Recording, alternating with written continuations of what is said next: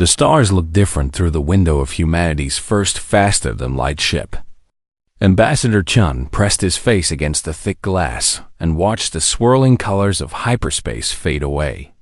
After 3 days of travel, they had finally reached their destination.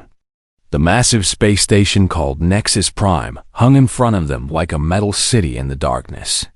First contact with alien life, Chun whispered to himself. What could go wrong? His assistant, Sarah, handed him a datapad. Sir, we're getting communication from the station.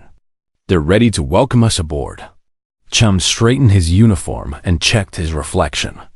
He had been chosen to represent all of humanity in this historic moment. No pressure at all. Behind him, his small team of diplomats and security personnel prepared their equipment. They had trained for this moment for years, but nothing could really prepare them for meeting aliens. The docking process took an hour. When the airlock finally opened, Chun stepped into a world unlike anything he had ever seen. The station's corridors were enormous, built for creatures much larger than humans. Strange lights pulsed along the walls, and the air smelled of ozone and something sweet that made his nose tingle. Their escort was a tall, thin creature that looked like it was made of living crystal. Its body caught the light and threw rainbows across the walls as it moved. When it spoke, its voice sounded like wind chimes in a gentle breeze. Welcome, humans, to Nexus Prime. I am Guide Zeltar of the Zephyrian people. Please follow me to the council chamber.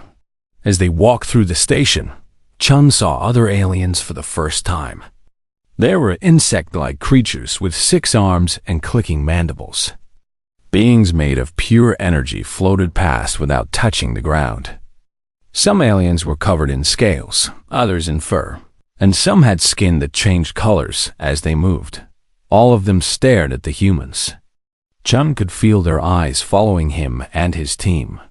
The looks were not friendly.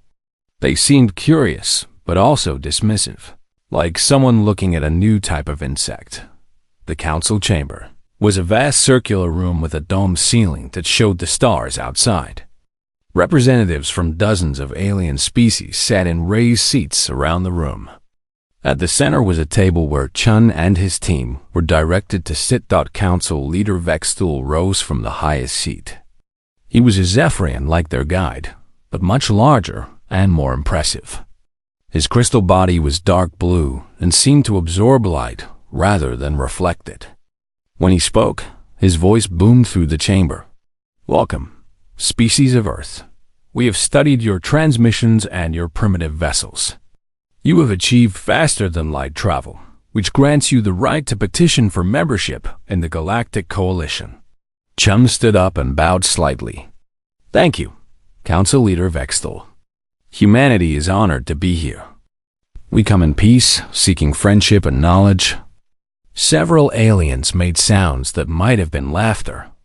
Vextul's crystalline features shifted into what could only be described as a smirk. Peace, he repeated. How refreshing.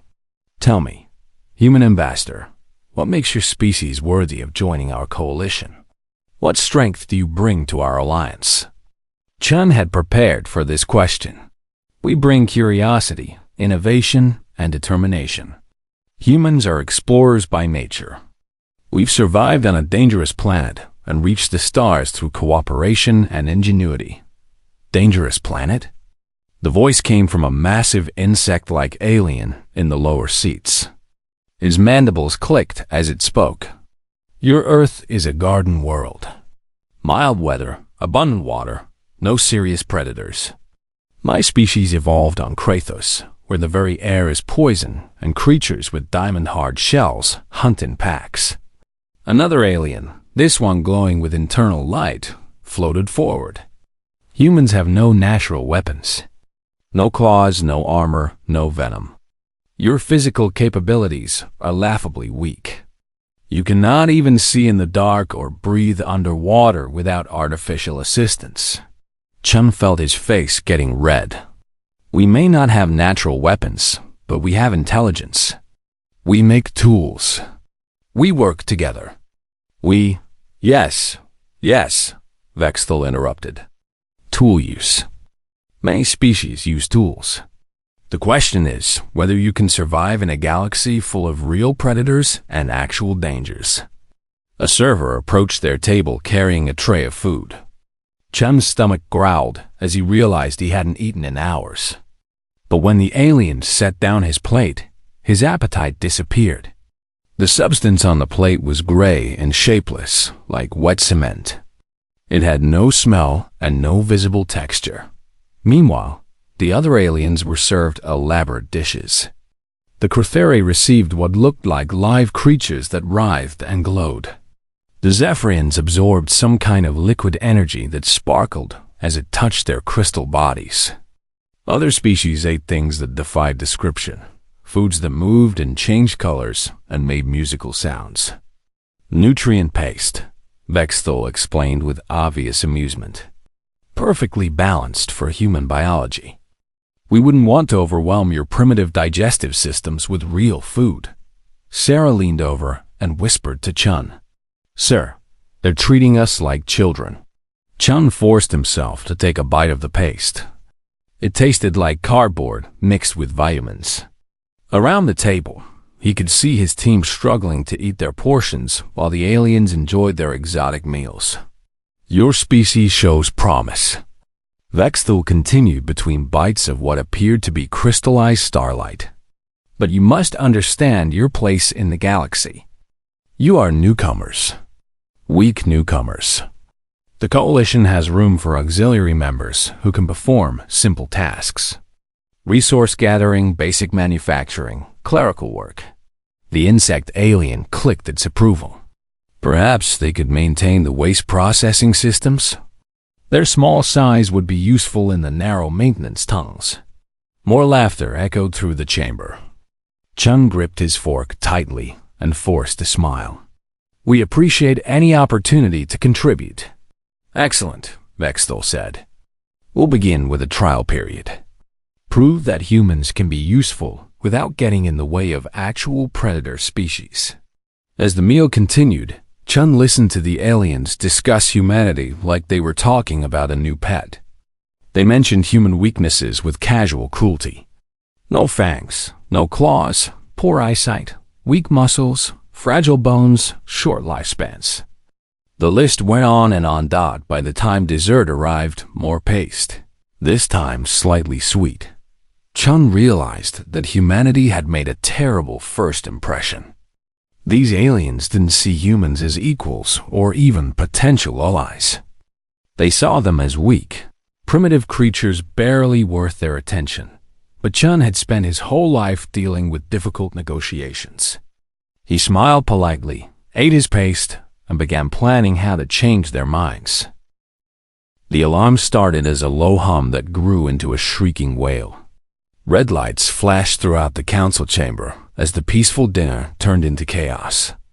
Aliens jumped from their seats, some rushing toward exits while others froze in place. Vexthal's crystal body darkened to deep purple as he received urgent communications through his internal systems.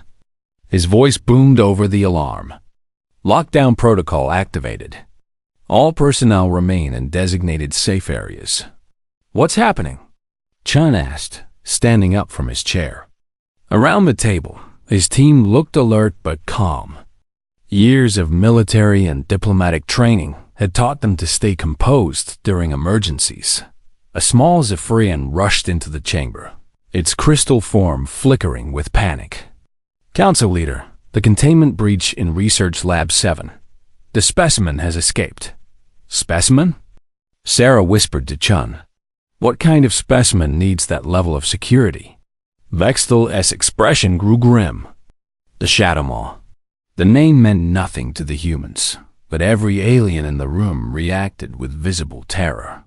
The insect-like Cratheri began clicking rapidly in what sounded like panic. Several energy beings flickered and dimmed. Even the massive rock-like aliens seemed to shrink into themselves. Impossible, one of the Cratheri said. The containment field was rated for Class Omega threats. The creature found a weakness, the messenger reported. It phased through the quantum barriers during feeding time. Security teams are responding, but what? Vexthal demanded. 3 teams have already gone silent, Council Leader. Chan had never seen aliens afraid before. These beings had dismissed humanity as weak and primitive, but now they cowered like children. What exactly is a Shadowmaw? Vexthal turned to him with something that might have been pity. A nightmare from the death world of Kithara. The apex predator of apex predators. 12 feet tall, able to change its skin to match any surface, with claws that can cut through molecular bonds. And it can phase in and out of solid matter at will. How did it get on this station? Chan asked. Research, another alien said bitterly. The Science Council thought they could study it safely. They thought their technology was superior to nature. The chamber shook as something heavy slammed into the walls nearby. Emergency lights flickered. Through the communication system, they could hear screaming and the sound of metal being torn apart. Evacuation protocol is in effect, Vexthal announced. All non-essential personnel to the escape pods immediately. Wait, Chan said. What about stopping this creature? The council leader looked at him with disbelief. Stop it? Human, you clearly don't understand. Shadowmaws are unstoppable. They are the reason entire star systems remain uninhabited. When one appears, you run. There is no other option. How many security personnel are on this station? Chun asked. Over 300, replied the Krathari representative. All armed with plasma rifles, energy shields, and powered armor. The creature killed half of them in the first 20 minutes. Chun looked at his own security team. Maria Santos, his head of security, was a former Marine who had served in Earth's worst conflicts. She carried only a simple projectile weapon and wore basic body armor. By alien standards, she was laughably under-equipped. But she didn't look scared. Sir, Santos said quietly, request permission to review the security footage and station schematics. Absolutely not, Vexthal said before Chung could answer. You will evacuate with the other civilians immediately. Your species lacks the capability to face such a threat. What makes you so certain? Chun asked. Because stronger species than yours have tried and failed, the insect alien said. The Krathari are warriors born. Our shells can stop energy weapons, and our strength is 10 times that of a human. The Shadowmaw ripped through our best soldiers like paper. Another impact shook the station. This time, the lights went out for several seconds before the backup power kicked in. The creature is moving toward the main residential areas, the messenger reported. We're reading 17 life signs lost in Sector C. Evacuation acceleration protocol, Vexthal ordered. Priority for coalition members, then auxiliary species. Chun noticed the classification. Humans were auxiliary species, which meant they would be last in line for the escape pods. But he also noticed something else. While the aliens panicked and fled, his team remained calm and focused. Santos was already studying the station layout on her portable computer. Maria, what are you thinking? Chan asked. Sir, I'm thinking this creature sounds like any other apex predator from Earth. They all have patterns, weaknesses, behaviors that can be exploited. This isn't Earth, the Krathari said. This is a creature that has never been defeated by any known species. Santos looked up from her computer. Has anyone ever tried hunting it? Hunting it? Vexthal laughed, a sound like breaking crystal. You don't hunt a Shadowmaw. It hunts you. On Earth, humans are apex predators too, Santos said calmly. We may not have claws or armor, but we have something else. We're persistence hunters. We study our prey, learn their habits, and we never give up. Your species hunts? The insect alien sounded shocked. You're herbivores, surely. Look at your flat teeth, your forward-facing eyes for tool use, your weak digestive system. Forward-facing eyes are for tracking prey, Chun corrected. And humans are omnivores. We eat everything, including things that try to eat us. The station shook again, this time more violently. Emergency broadcasts echoed through the chamber in a dozen alien languages, all saying the same thing: evacuate immediately. The escape pods are launching, someone reported. We have maybe an hour before the creature reaches this section. Santa stood up and checked her weapon. Sir, I volunteer to track this thing. Track it? Bextel stared at her. It's invisible and intangible. How do you track something you can't see or touch? Everything leaves signs if you know how to look, Santa said. Heat signatures, displaced air, damaged surfaces. And if it's hunting, it has to eat. That means it's following food sources. This is insanity, the Krathray said. A primitive species wants to hunt the galaxy's most dangerous predator with basic weapons. Not hunt, Santos corrected. Study first, then hunt. Chun looked at his security chief with admiration.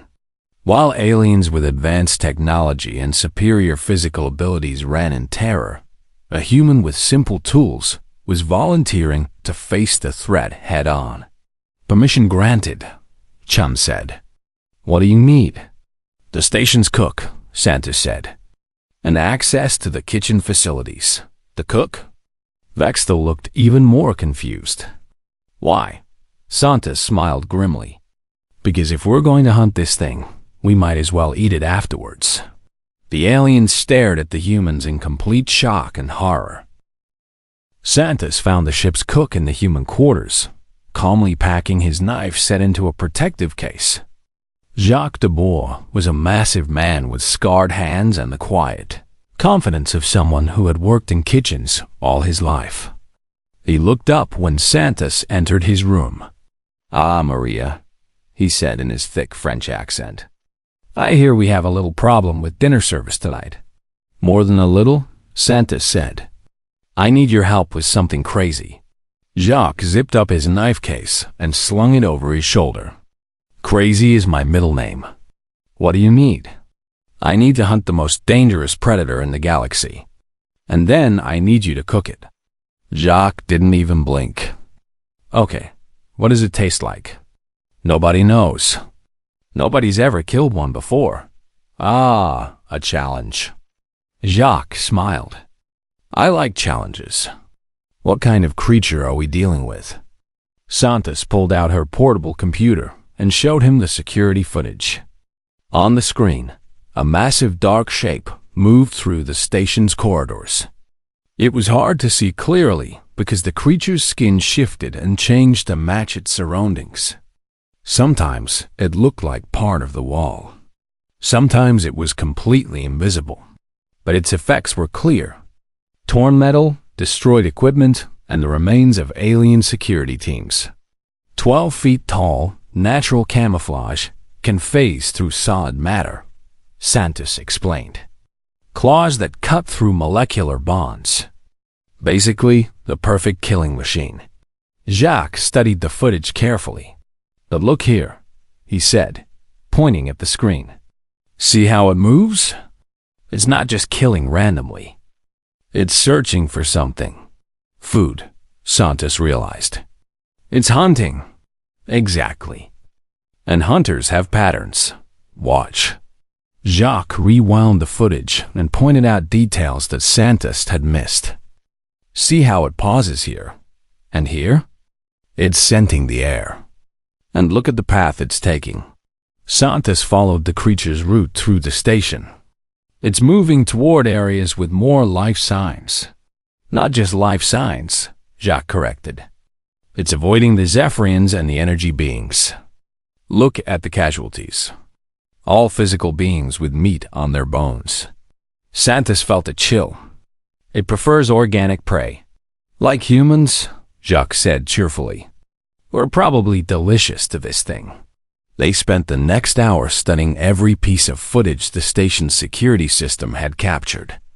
While evacuation alarms blared throughout Nexus Prime, the two humans analyzed their enemy with the calm focus of professionals. It's not magical, Santos said finally.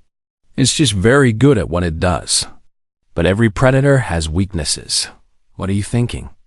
Jacques asked. Earth rules, Santos said.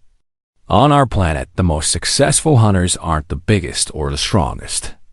They're the smartest.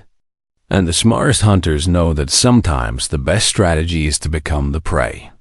Jacques raised an eyebrow. You want to let this thing hunt us? I want to control where it hunts us, Santos corrected. Set up the encounter on our terms, in a location we choose, with preparations we make. They made their way to the station's main kitchen, a massive facility designed to feed thousands of different alien species. The equipment was unlike anything from Earth, but Jack adapted quickly. Within minutes, he was testing alien cooking devices and examining the station's food storage. Thermal processors, electromagnetic grills, molecular gastronomy equipment, he said with delight. This kitchen is better equipped than most restaurants on Earth. Santos was more interested in the layout. Big open space, multiple exits, good sightlines. And look at this.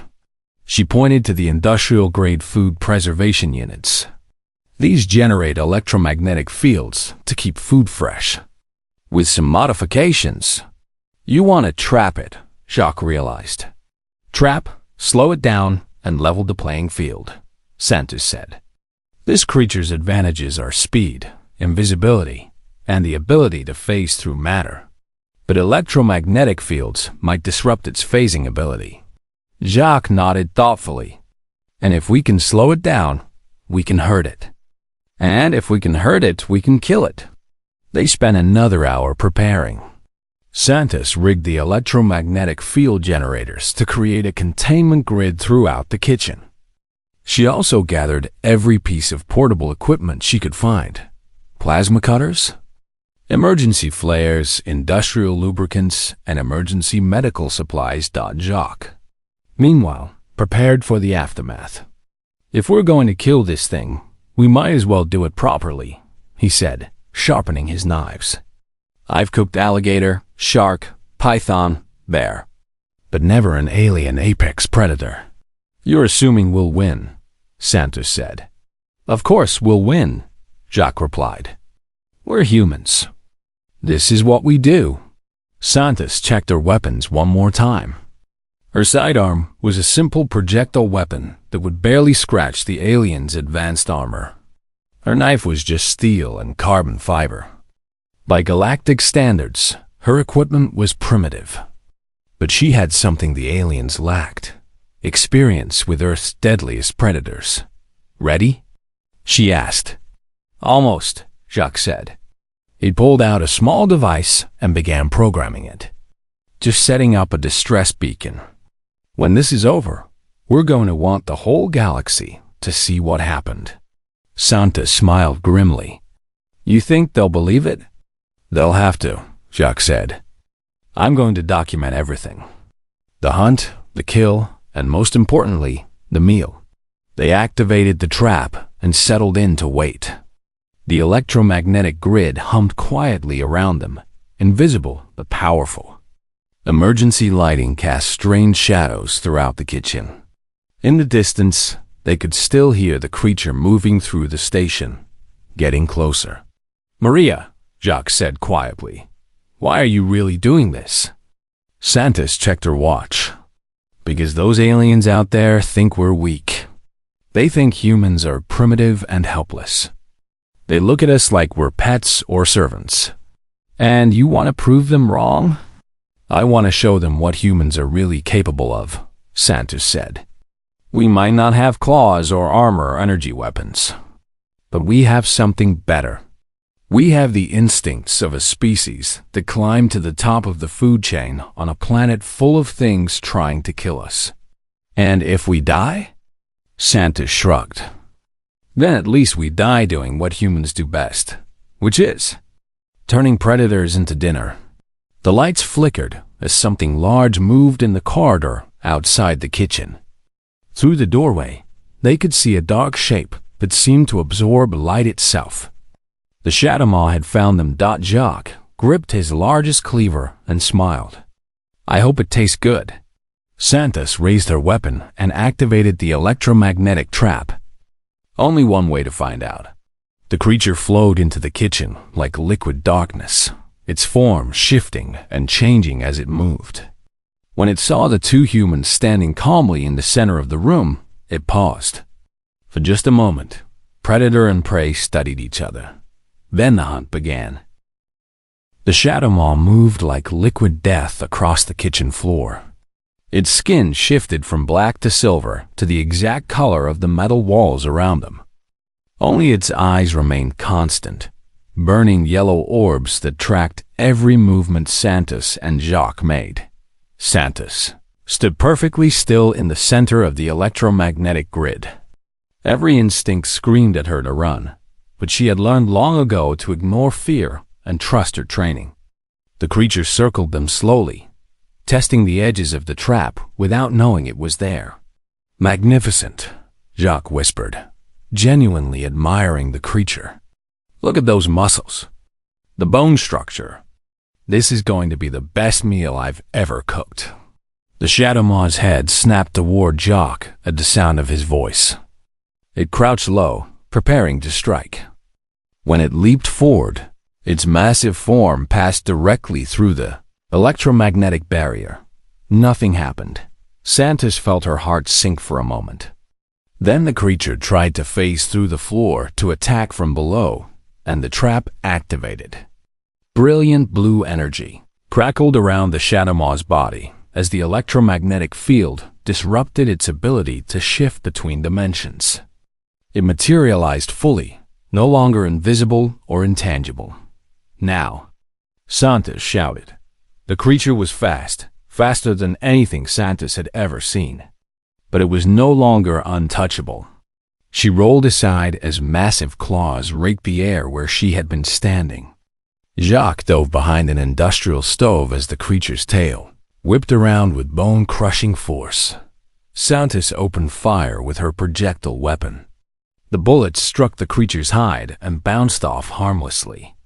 The shadow maw turned toward her with something that might have been amusement in its burning eyes. "Harder target than I thought," she muttered. Then activated the emergency systems. Industrial plasma cutters emerged from hidden compartments in the walls. They were designed to slice through damaged equipment during emergencies, but Santos had reprogrammed them to target anything that moved in the kitchen center. Beams of superheated energy lanced across the room. The shadow maw dodged most of them, but one beam caught it across the shoulder. For the first time, the creature made a sound, a shriek of pain and rage that vibrated through the metal floors. Dark blood splattered across the kitchen tiles. "It bleeds," Jacques called out.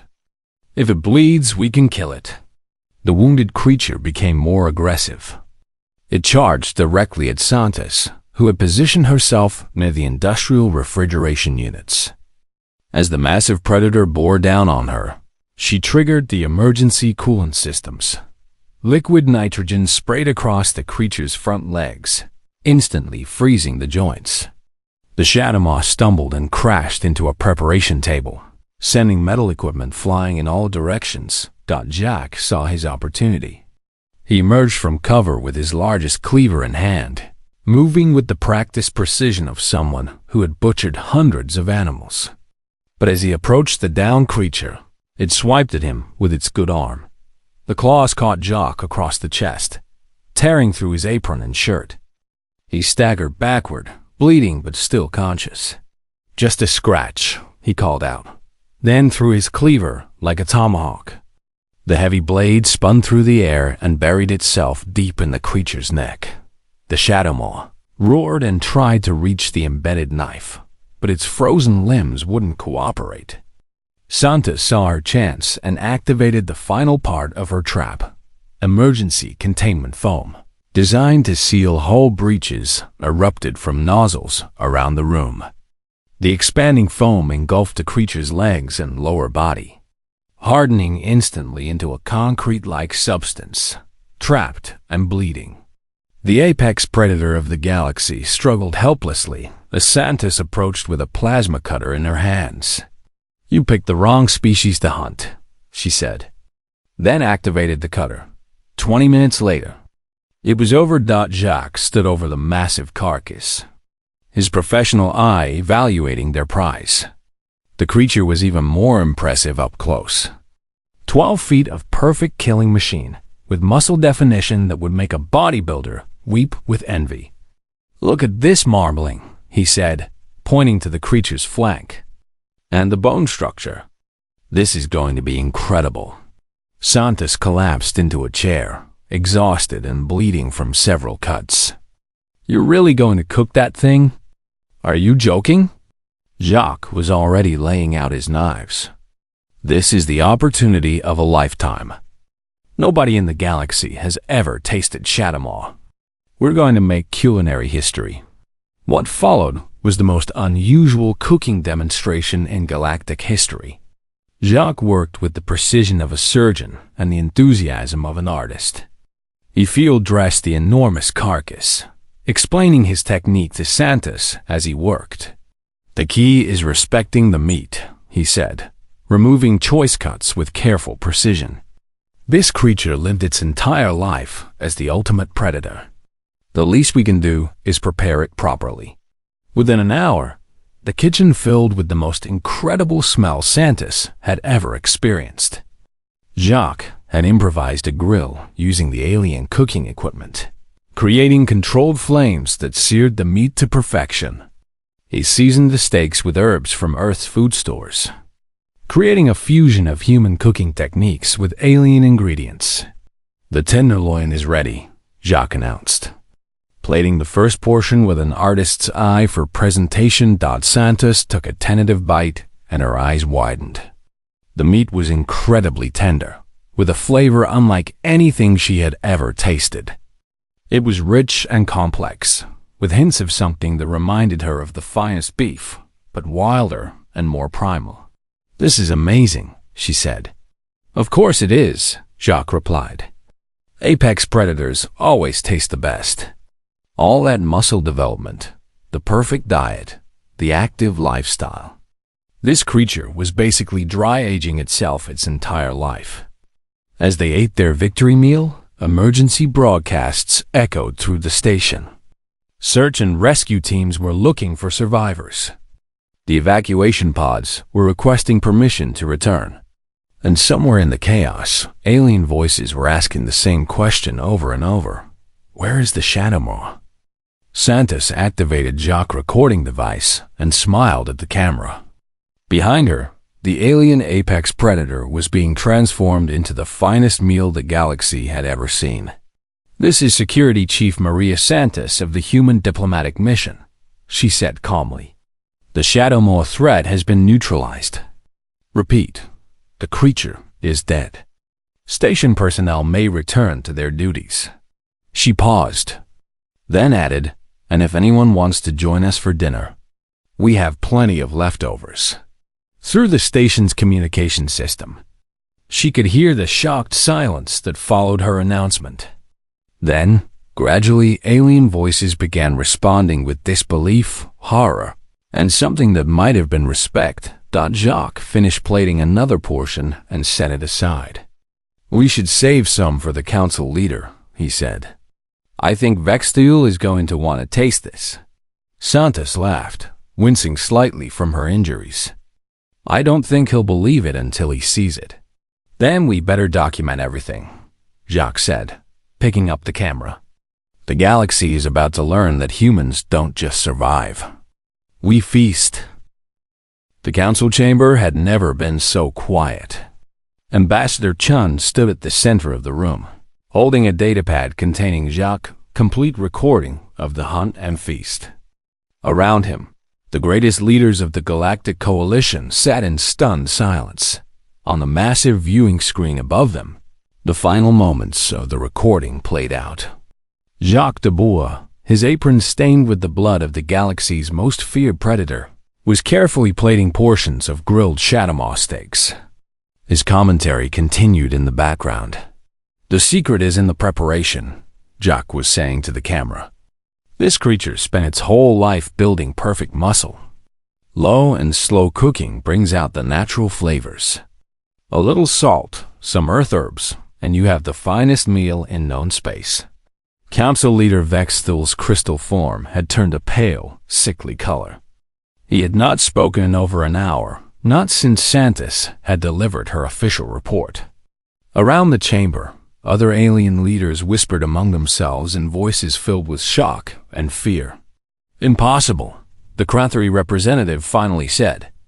"Our greatest warriors could not defeat that creature. How could two humans with primitive weapons?"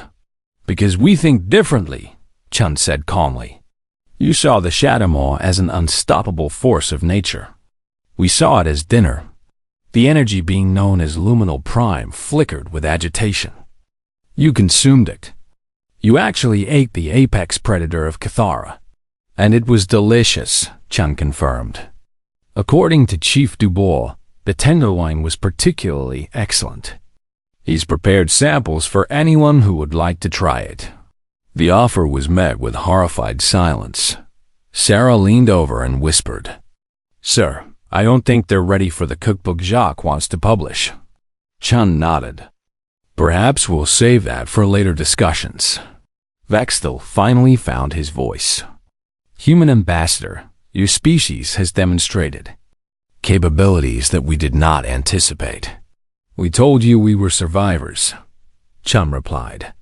"You just didn't understand what that meant." "When we spoke of your weakness," the Krathari said slowly, "we meant no natural weapons, no armor, no enhanced senses." "And you were right," Chun agreed. "We don't have claws or thick shells or the ability to see in the dark. What we have is something else entirely, which is..." Vexthul asked Santos stepped forward, still bandaged from her fight but standing proud. "We have the instincts of a species that turned everything that tried to eat us into food instead. On Earth, humans are the ultimate apex predator. Not because we're the strongest or the fastest, but because we're the smartest. And the most stubborn. Your primitive tools," another alien observed. "They were sufficient to kill a creature our advanced weapons could not touch. Tools are only as good as the minds that use them," Chun said. "You have energy weapons and powered armor, but you think like prey. When faced with a superior predator, your instinct is to run. Ours is to figure out how to turn it into dinner." Jacques appeared on the screen via communication link from the station's kitchen. He was wearing a clean apron and looked completely at ease, as if killing and cooking galactic apex predators was just another day at work. "Council Leader Vexthul," he said with a cheerful wave. "I've prepared a special tasting menu featuring our recent catch. 7 courses, each highlighting different cuts and preparation methods. The tail meat makes excellent soup stock." Vexthul stared at the screen in fascination and horror. "You're serious? You actually want us to eat it? Why not?" Jacques shrugged. "It's meat. Very good meat. The flavor profile is complex but accessible. I think even species with delicate digestive systems could handle it with proper preparation." "But it's a Shadowmaw," the Krathari protested. "The terror of space lanes. The nightmare of 1,000 worlds." "Was," Jacques corrected. "Now it's dinner. And possibly tomorrow's breakfast if we smoke some of the leftover cuts." Chun watched the aliens' faces carefully. Fear was being replaced by something else. Respect, but also wariness. They were beginning to understand that humanity was not the harmless auxiliary species they had assumed. "The Coalition will need to reconsider our initial assessment of humanity," Vexthul said carefully. "Perhaps full membership rather than auxiliary status would be more appropriate. With hunting rights," Santos added. "If there are other dangerous predators out there threatening civilized worlds, we're happy to take care of them. For a reasonable fee," Chun clarified. "Plus cooking rights." "Cooking rights?" Luminal Prime asked. "We keep what we kill," Jacques explained from the screen. It's only fair. Besides, somebody should be enjoying these magnificent creatures instead of just being afraid of them. The implications began to sink in around the chamber. Humanity wasn't just offering to solve the galaxy's predator problems. They were offering to turn them into cuisine. What other creatures from the prohibited zones might be edible? Chun asked innocently. The aliens exchanged nervous glances. The galaxy was full of death worlds and forbidden systems, places avoided because of the dangerous life forms that lived there. Creatures that had kept entire sectors of space uninhabited for millennia. The void krakens of the Tertius system, one alien said hesitantly. How big? Jacques asked, suddenly interested. Approximately 200 meters in length. Jacques' eyes lit up. Think of the steaks you could get from something that size. And squid preparation techniques are well established on Earth. The crystal worms of Mordian, another alien suggested. Interesting texture possibilities, Jacques mused. Are they actually crystalline, or is that just a name? Chun realized that the entire dynamic of the conversation had changed. Instead of humanity begging for acceptance into galactic civilization, the aliens were now essentially offering them a menu of the galaxy's most dangerous creatures. We'll need to establish proper protocols, Vexthal said. Hunting licenses, safety regulations, distribution of the products, and restaurants, Jacques added. I'm thinking a chain of establishments. The Apex Hunter has a nice ring to it, featuring cuisine from the galaxy's most dangerous worlds. Santa smiled. We'll need to train other human hunting teams. Maria Santos Academy for Practical Predator Management. Educational programs, Chun added, seeing the opportunity. Humanity can teach other species our hunting techniques. Turn prey species into predator species. The alien leaders looked less enthusiastic about that idea. Perhaps, Vexthal said carefully, humanity should maintain exclusive hunting rights for Class Omega threats. As a special service to the Coalition. A wise decision, Chun agreed. We wouldn't want anyone getting hurt trying to handle creatures they're not equipped to deal with.